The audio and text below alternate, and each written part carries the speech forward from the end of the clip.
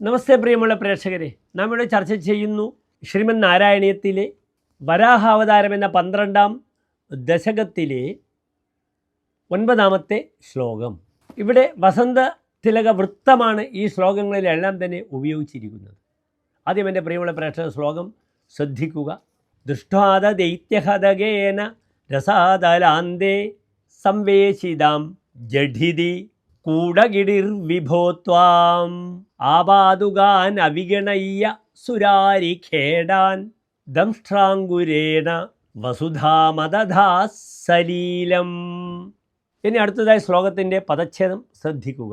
ദൃഷ്ട്വാ അധ ദൈത്യഹതകേന രസാദലാന്തേ സംവേശിതാം ജഡിതി സുരാരിഖേടാൻ ആപാദുകാൻ അവിഗണയ്യ സുരാരിഖേടാൻ ദ്രംഷ്ടാങ്കുരേണ വസുധാം അദധാഹ സലീലം.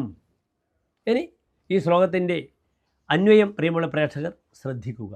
ഹേ കൂടകിടിഹി വിഭോ ത്വം ദൈത്യഹതേന രസാദലേന സംവേദിതാം വസുധാം ത്വം ദൃഷ്ട്വാ ആപാദുകാൻ സുരാരിഖേടാൻ വിഗണയ്യ ദംഷ്ട്രാങ്കുരേണ സലീലം അഗധാഹ.